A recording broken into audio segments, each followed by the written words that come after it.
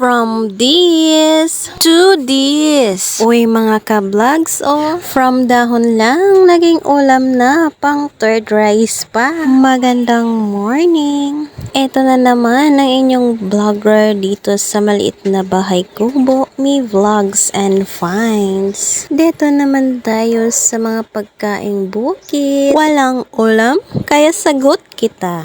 Wala tayong manok tsaka baboy, pero meron naman tayong dahon ng gabi. Libre lang to sa amin, kaya let's do this. Hugasan lang natin mabuti, tanggalin yung mga pinakatangkay. Syempre mga ka-vlogs, i-check din natin baka may mga insects. Yan, naghugas muna tayo sa balde, isa-isa, kuskus.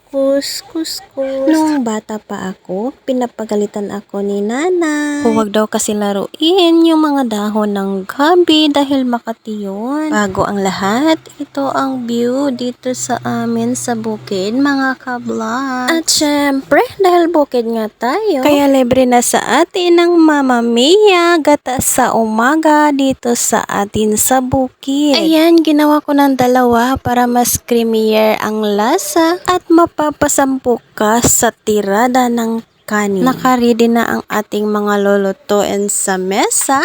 At syempre, tayo ay magpakilala na. Meron tayong dahon ng gabi, bawang, sibuyas, tsaka loya. At syempre, yung kinayod nating niyog. Ayan na mga ka-vlogs, nailista nyo na ba? At ito naman yung salindogok plant ni Mama. Magbiga muna tayo ng kinayod nating niyog. Alangan naman, yan yung ilagay natin doon sa ating dahon ng gabi. Anong tingin nyo sa akin, baboy?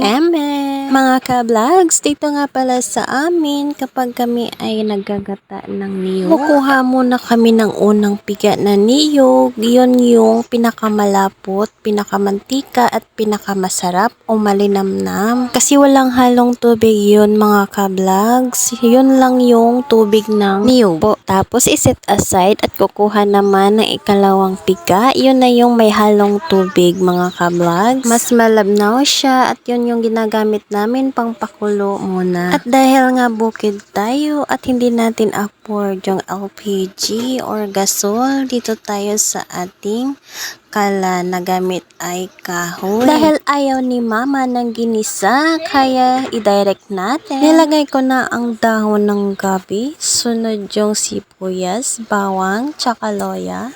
Syempre, lagyan natin pang palasa para masarap kainin mamaya. At dito na natin ilagay ang ating ikalawang piga na gata at takpan at ipakita lang namin ang tandang namin. After 100 minutes, tingnan natin kung kumukulo na. Ayan, kumukulo na.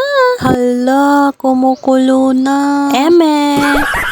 Takpan ulit mga ka-vlogs. At syempre, katamtaman lang yung gatong natin para maluto siya ng mabuti. Ayan, dahil sobrang lambot na niya, ilagay na natin yung unang piga natin na gata kanina.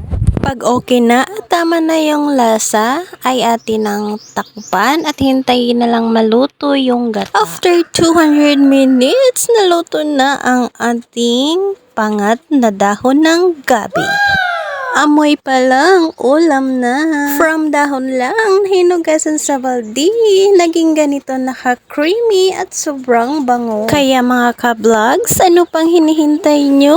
Try nyo na dahil mapapataob talaga ang kaldera nyo dito sa ulam natin. Kung nagustuhan nyo tong simpleng loto ko, like at follow lang. Sa susunod, magsasangkot sa naman tayo sa palayo. Kita-kits! At God bless everyone. Bye-bye.